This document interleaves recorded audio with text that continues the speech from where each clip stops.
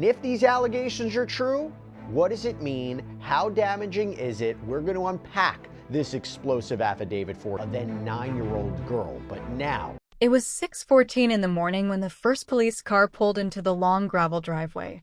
The house sat quietly on the hill, just outside a small rural town where everyone knew everyone. The sun hadn't fully risen yet. A pale blue light hung over the fields, the kind of morning that usually felt peaceful. But not today. The first officer stepped out slowly, adjusting his radio. Then another car arrived. Then another. Within 3 minutes, 6 police vehicles lined the driveway. No sirens. No flashing lights. Just silence. The front door of the large farmhouse remained closed. Inside, 24-year-old Daniel Harper was still asleep. He had no idea that his life, the life millions of people believed they knew, was about to collapse in the next 10 minutes. And what happened next shocked everyone. Because this wasn't just another reality TV star. Daniel Harper came from one of the most famous families in America. A family known for their values, their faith, their discipline, their image of perfection. Millions had watched Daniel grow up on television. Millions believed they knew him. But no one, not his parents, not his siblings, not even his closest friends, knew what Daniel had confessed just 12 hours earlier. And now, police were at the door. And they weren't leaving without him. What Daniel had admitted to could send him to prison for the rest of his life. And when the truth finally came out, people didn't just feel shocked.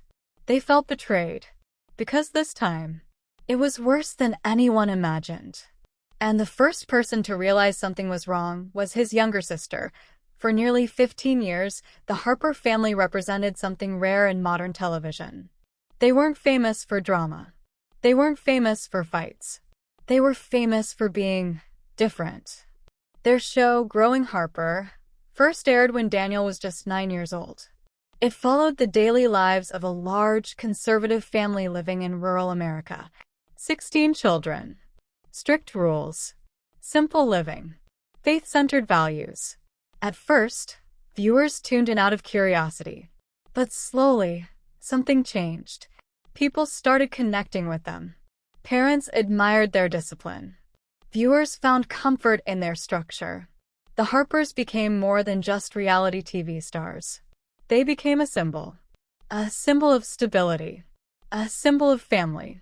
A symbol of trust. And Daniel Harper was one of the most beloved members. He was quiet, respectful, always smiling. The boy who never caused trouble. The one who followed the rules. The one who helped his younger siblings. The one who never raised his voice. Or at least, that's what everyone thought. Because behind the cameras, there was another side to Daniel. A side no one saw. Not until it was too late. Daniel Harper grew up in front of cameras. His childhood wasn't like everyone else's. Most kids worried about school. Daniel worried about microphones. Most kids played in backyards. Daniel played on set. Even though the Harper family insisted their lives were normal, the reality was very different. Every moment had the potential to be filmed. Every argument. Every laugh. Every awkward teenage phase. And Daniel was always aware of it. Producers loved him. He was calm, polite, predictable. He didn't create problems. And in reality television, that made him valuable. Because Daniel balanced the chaos of a large family. He became the steady one, the reliable one, the safe one. As he grew older, fans began to notice him more. Especially during his late teens. He wasn't loud like some of his brothers. He wasn't rebellious. He was thoughtful, quiet, reserved. The kind of personality people trusted immediately. By age 21, Daniel had built his own following online. Hundreds of thousands of fans. Messages flooded his social media daily. People asking for advice. People thanking him for being different.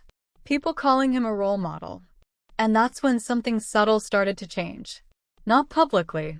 Not dramatically. Just small things. Little moments. Moments that, at the time, didn't seem important. But looking back, they meant everything. It started with Daniel pulling away. At first, his family thought he was just growing up, becoming independent. Normal things. He started declining family filming days. He missed group dinners. He spent more time in his workshop behind the house. Daniel had always enjoyed working with his hands, fixing things, building things. But now he stayed there for hours, sometimes all night. His younger brother Caleb once joked about it during filming. "You're basically living in that shop now." Daniel laughed, but something about the laugh felt forced. No one thought much of it. Not then. Because Daniel still showed up when it mattered. Still smiled for the cameras. Still acted like everything was fine. But behind the scenes, he was changing. Quietly. Slowly. And the first person who noticed wasn't a producer. It wasn't a parent. It was his younger sister, Emily. Emily was 19. She had always been close to Daniel. They shared similar personalities. Both quiet. Both observant. And Emily noticed something no one else did. Daniel had stopped making eye contact. At first, she thought it was stress. But then, she started noticing more. He seemed distracted. Nervous. Jumping when his phone buzzed. Leaving rooms quickly. One night, Emily walked into the kitchen and found Daniel standing alone, just staring out the window. It was late. Past midnight. She asked softly, "You okay?" Daniel hesitated. Just for a second. Then he nodded. "Yeah. Just thinking." Emily didn't push. But something about the moment stayed with her. Because Daniel wasn't just thinking. He looked scared. And what Emily didn't know was that everything was already starting to unravel. 3 months before the arrest, something happened that no one outside the family knew about. Daniel stopped filming completely. The show's producers were confused. This had never happened before. Daniel had always been dependable, professional, reliable. Now he avoided calls, ignored emails. Even his parents couldn't convince him. He told them he needed time. He said he was working on something. At first, they respected his decision. But then weeks passed. Then months. Fans started noticing. Online comments appeared. "Where's Daniel? Why isn't he filming? Is everything okay?" The Harper family responded vaguely. They said Daniel was focusing on personal projects. They smiled. They reassured. But behind closed doors, tension was growing. Daniel became more distant, more withdrawn. And then came the night everything changed. It was raining heavily. Lightning flashed across the fields. Most of the family had gone to bed. Around 11:40 p.m., Emily heard a car start. She looked out her bedroom window. Daniel's truck, leaving quickly. Too quickly. She checked her phone. Daniel hadn't mentioned going anywhere. She hesitated. Something didn't feel right. But she told herself she was overthinking. Daniel was an adult. He could go where he wanted. Still, she stayed awake, waiting. Daniel didn't return that night, or the next morning, or the next afternoon. And when his phone started going straight to voicemail, Emily knew something was very wrong. But what happened next? No one could have predicted. Because 12 hours later, Daniel walked into a police station. Alone. And what he said inside that room changed everything. Daniel Harper walked into the police station at 9:12 a.m. No lawyer. No phone call. No hesitation. Just a quiet push of the glass door and the soft sound of his boots against the tile floor. The front desk officer barely looked up at first. Small-town police stations were usually calm. Most mornings involved paperwork, minor disputes, and the occasional traffic issue. But something about Daniel's face made the officer pause. Daniel looked exhausted. Not physically, emotionally, like someone who hadn't slept in days. His eyes were red, his jaw tight, his hands slightly shaking. "Can I help you?" the officer asked. Daniel swallowed. For a moment, he didn't speak. Then he said something that immediately changed the atmosphere in the room. I need to talk to someone." About something serious. The officer straightened. What kind of serious? Daniel hesitated. Then he said quietly, I think I've done something really bad. The words hung in the air. The officer felt his instincts kick in. He nodded slowly. Okay, let's step into the back. And within minutes, Daniel Harper, beloved reality TV personality, role model, quiet son of America's favorite family, was sitting in an interrogation room. Alone. And about to reveal something no one was prepared to hear. The room was small. Plain walls. Metal table. 2 chairs. A camera mounted in the corner. Daniel sat down slowly. His hands rested on the table. Still trembling. Detective Mark Reynolds entered a few moments later. He had worked in this town for over 15 years. He knew the Harper family. Everyone did. He had even met Daniel once during a community event. So when he saw him sitting there, something felt off immediately. Daniel, he said carefully. Daniel nodded. Yeah. Detective Reynolds pulled out a chair. You want to tell me what's going on? Daniel took a deep breath. His voice came out barely above a whisper. I don't know where to start. Start anywhere. Silence filled the room. 10 seconds passed. 20. Then Daniel spoke. I didn't mean for any of this to happen. Detective Reynolds leaned forward slightly. What happened? Daniel closed his eyes. And when he opened them again, he looked like a completely different person. I think I hurt someone. Detective Reynolds felt the shift immediately. His posture changed. What do you mean hurt someone? Daniel hesitated, then said quietly, I think I ruined someone's life. The words echoed in the room. And Detective Reynolds knew this wasn't going to be simple. At 10:03 a.m., Emily Harper was pacing in the kitchen. Daniel still hadn't returned. Her parents were starting to worry. Her mother tried calling again. Voicemail. Her father checked the workshop.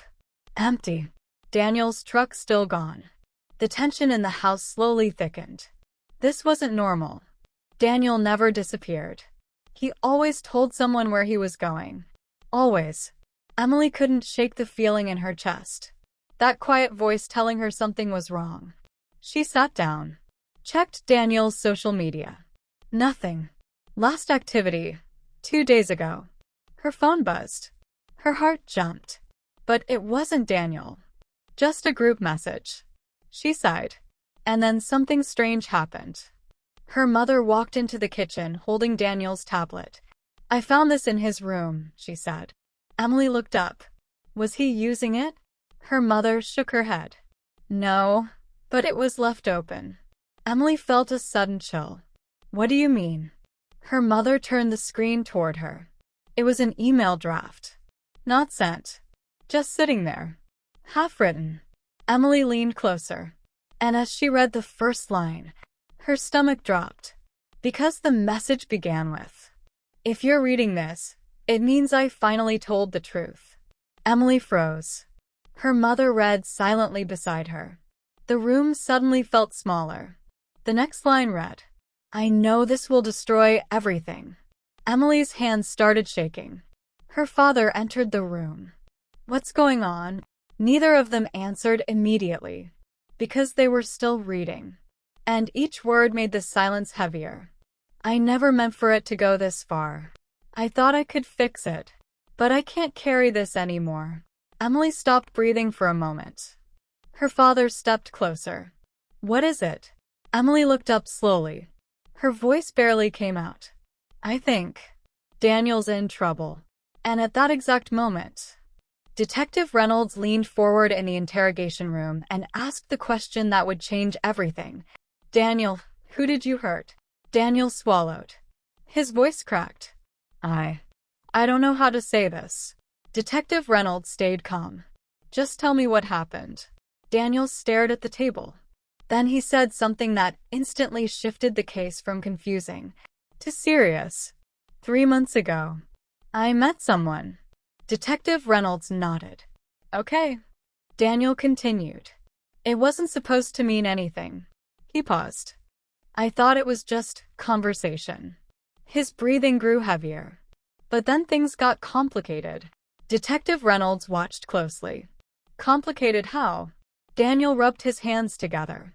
They trusted me. Who trusted you? Daniel hesitated, and then said quietly, a girl. The room went still. Detective Reynolds kept his voice steady. How old? Daniel didn't answer immediately. His silence alone made the tension unbearable. Then he finally whispered, she told me she was 18. Detective Reynolds felt his stomach tighten. And Daniel looked up, and what he said next made Detective Reynolds sit back in his chair. But she wasn't. The words landed like a hammer. And suddenly, everything became much more serious. Detective Reynolds remained silent for a few seconds. He had handled cases like this before, but not involving someone like Daniel Harper. He spoke carefully. How old was she? Daniel's voice trembled. 17. The detective exhaled slowly. That's close, but still illegal in some circumstances. Daniel nodded. I know. But that's not everything, is it? Daniel shook his head. No. He looked down again. And his next sentence made the situation far darker. She told me later, she lied about more than just her age. Detective Reynolds leaned forward. What else? Daniel's hands tightened. She wasn't who she said she was. The room went silent again. And outside the station, the quiet town had no idea what was unfolding. But within hours, this confession would begin to spread. And once it did, there would be no going back. Because the truth Daniel was about to reveal was far worse than anyone imagined. Detective Reynolds didn't interrupt. He had learned over years of interrogations that silence often made people reveal more than questions ever could. Daniel's breathing was uneven now. His hands stayed clenched together on the table. He looked like someone carrying something heavy, something he had held inside for far too long. She told me her name was Lily, Daniel finally said. Detective Reynolds nodded slightly. Last name? Daniel shook his head slowly. She never gave one. That was the first red flag. Detective Reynolds noticed it immediately. You didn't ask? Daniel hesitated. I did, but she said she wasn't comfortable sharing personal details yet. And you were okay with that? Daniel looked ashamed. I didn't think much of it. But even as he said it, he knew how it sounded. Detective Reynolds leaned back slightly. Where did you meet her? Daniel exhaled slowly. Online. The words sat heavy in the room. That wasn't surprising. But it wasn't reassuring either. Which platform? The detective asked. Daniel paused. A private messaging forum. What kind of forum? Daniel hesitated again. And this time, his hesitation lasted longer. Detective Reynolds noticed. What kind of forum, Daniel? Daniel swallowed. It wasn't anything bad. Just tell me. It was for people who grew up in large families. Detective Reynolds blinked. That wasn't what he expected. Support group. Daniel nodded. Yeah, kind of. He continued. People talked about growing up in strict households, expectations, pressure, stuff like that. Detective Reynolds slowly understood. And Lily was there? Daniel nodded again. She messaged me first. That detail stuck. What did she say? Daniel looked distant, like he was replaying the moment in his mind. She said she recognized me. From the show? Yeah. Detective Reynolds scribbled a quick note. Did that concern you? Daniel shook his head. Not at first. A lot of people recognize me. He continued. She said she felt like she understood me, like she had grown up the same way. And you believed her? Daniel nodded quietly. She seemed genuine. His voice softened. She was easy to talk to. And that's where things started to become clearer. Because emotional connection was often where everything began. Emily sat at the kitchen table, still staring at the tablet. Her parents stood nearby, reading the unfinished email again. The silence felt heavy. No one wanted to say what they were thinking. Finally, her father spoke. This doesn't make sense. Emily looked up. What if something happened to him? Her mother shook her head. Daniel wouldn't just leave like this. But even she sounded uncertain. Emily scrolled further down the email. There were more unfinished lines. I thought I could fix it before anyone found out. I didn't want to hurt the family. I know this will change everything. Emily felt her chest tighten. She whispered quietly, "What did he do?" No one answered. Because no one knew. But they were about to find out. Daniel continued speaking. At first, we just talked about normal things. Like what? Reynolds asked. Family expectations, feeling watched all the time. Daniel's voice softened. She said she felt trapped sometimes. He paused. I understood that. Detective Reynolds noticed something subtle. Daniel wasn't just describing her. He was describing himself. How long did you talk before meeting? Reynolds asked. About 2 weeks. That's fast. Daniel nodded. I know. And she suggested meeting? Daniel hesitated. No. I did. Why? Daniel took a breath. I just wanted to talk in person. Detective Reynolds studied his expression. You didn't think that was risky? Daniel gave a faint, nervous laugh. I didn't think anything was risky. That sentence carried more meaning than he realized.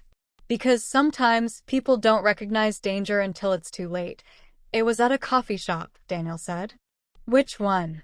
Daniel gave the name of a small place about 20 minutes from town. Detective Reynolds wrote it down. What happened when you met? Daniel leaned back slightly. She looked nervous. How old did she look? Daniel thought for a moment. Honestly, I didn't question it. Detective Reynolds didn't like that answer. She could have passed for 18? Daniel nodded. Yeah. And you talked. For about 2 hours. What about? Daniel looked distant again. Mostly life, family, expectations. He paused. She told me she felt invisible at home. His voice softened. I remember that. Detective Reynolds watched him closely. Daniel wasn't just recalling facts. He was recalling emotions. And after that? Reynolds asked. We kept meeting. How often? Once or twice a week. That was significant. And your family didn't notice? Daniel shook his head. I told them I was working in the shop.